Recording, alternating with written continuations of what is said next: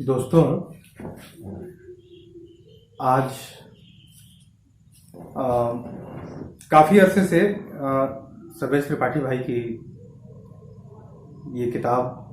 पनघट मेरे पास पड़ी हुई है और मैंने इसको कई दफ़े इस बीच पढ़ा भी है। इसमें एक जो कविता जो रचना है सर्वेश भाई की, किसान की बेटी,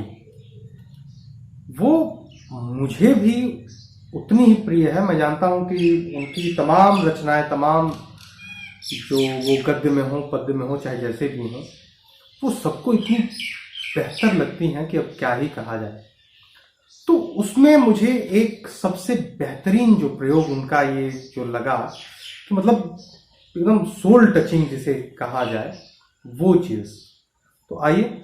मैं पेश करता हूँ आपके सामने। फारसी में इस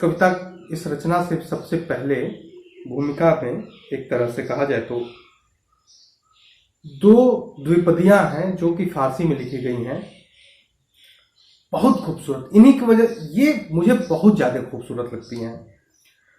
दर तबस्सुम सद बहारा, दर तकल्लुम अंग बीन, आफरीनो आफरीनो आफरीनो आफरीन, मेहनते उ मम बेहस्ती हुस्न उ अज खाक जाद,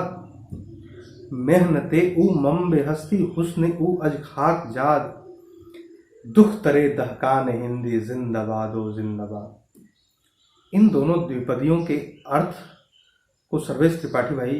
कुछ यूं कहते हैं कि जिसकी मुस्कान में सैकड़ों बसंत सदबहारा और बातों में शहद है, वो बहुत सुंदर बहुत सुंदर बहुत सुंदर है। मेहनते उ मम बेहस्ती,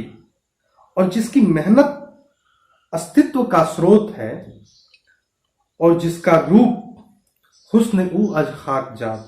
जिसका हुस्न माटी से उत्पन्न है, ऐसी भारतीय किसान की बेटी तेरी जय हो जय हो जय हो। मुझे पूरी रचना जितनी अच्छी लगती है उससे कहीं ज्यादा ये सिर्फ दो द्विपदियां हैं वो उतनी अच्छी लगती हैं।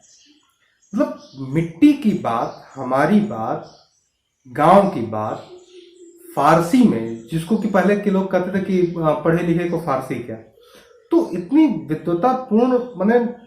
क्या ही कहा जाए। मैं इतना तालिबे इल्म हूं नहीं, मैं माफ कीजिएगा, मैं तो तालिबे इल्म हूं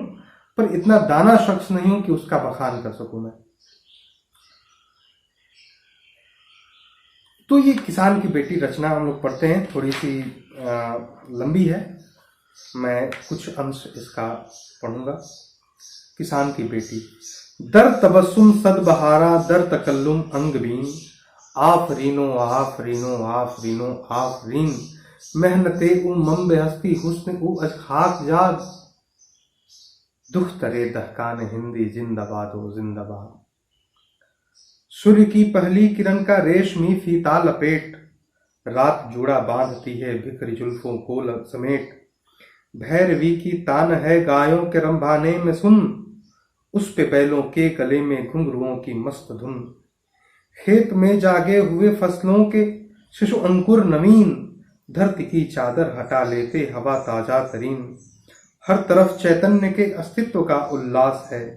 गांव की इस सुबह में एक मखमली एहसास है।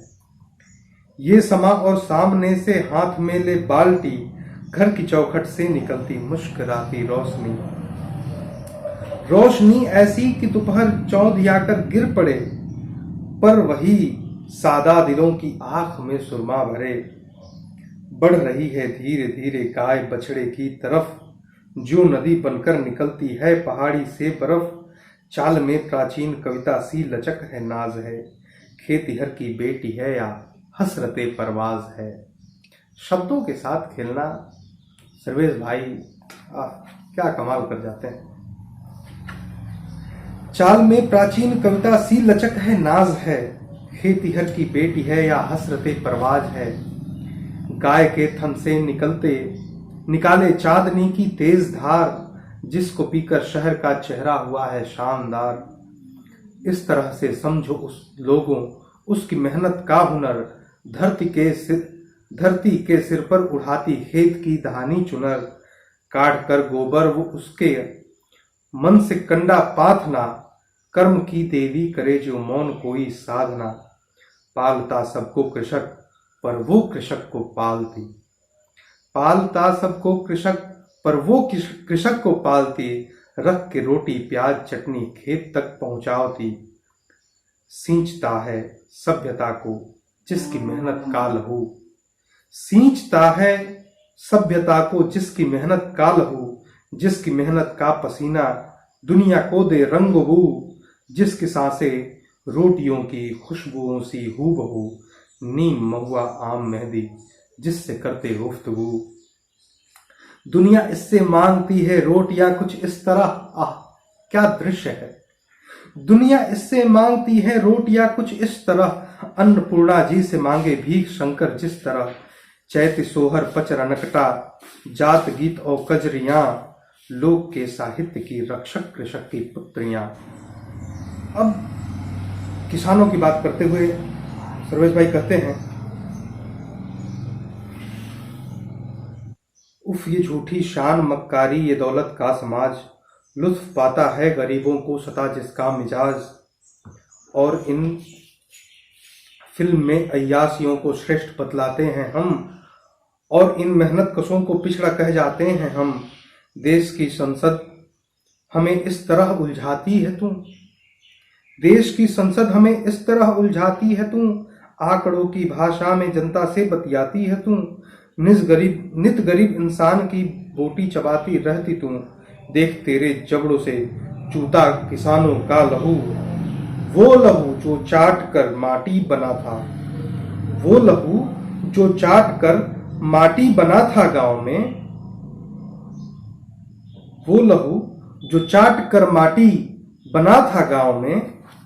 वो लहू जो एक पल बैठा नहीं था छांव में, वो लहू जिसने अनाजों की नसें हुलकार दी, वो लहू जिसने जमी को मेहनती चुमकार दी, वो लहू जिसकी की सुर्खी अफसरों के गाल पर, वो लहू जिसका की टीका मंदिरों के भाल पर, वो लहू जो मस्जिदों के गुंबदों से गिर गया,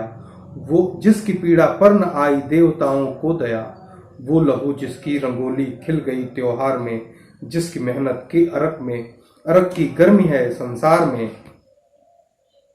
वो लहू जिसकी रंगोली खिल गई त्योहार में, जिसकी मेहनत के अरक की गर्मी है संसार में, वो लहू जिसने न मांगा बूंद भर पानी कभी, वो लहू जिसने न मांगा बूंद भर पानी कभी, सिर्फ देता ही रहा नस्काट कर अपनी सभी, जब से वो पैदा हुआ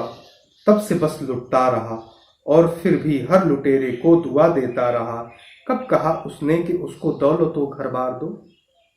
कब कहा उसने कि उसको दौलतो घर बार दो, वो तो बस ये चाहता कि प्यार से बुलकार दो, वो लहू झुझला गया कर तो कयामत आएगी, खुरपिया हलते से हंसिया मौत बनकर आएंगी, भूख से मर जाएंगी शहरों की सब रंगीनियां, भूख से मर जाएंगी शहरों की सब रंगीनियां, मंत्रियों की बेटियों के गाल पर भी छुर्रियां,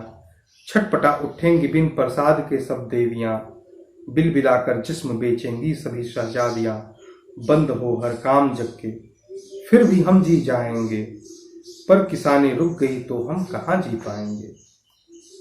पर किसानी रुक गई तो हम कहाँ जी पाएंगे। सर्वेश भाई एक रचना में प्रकृति की खूबसूरती और किसानों की समस्या दोनों को इतने ही बेहतरीन ढंग से इन्होंने बयां किया है कि मैं तो अभी तालीमे इल्म हूँ, मैं दाना शख्स हूँ नहीं कि मैं इस बारे में कोई बात कर सकूँ। मैं तो बस इतना ही कर सकता हूँ कि सर्वेश भाई भी जिंदाबाद और जिंदाबाद। धन्यवाद।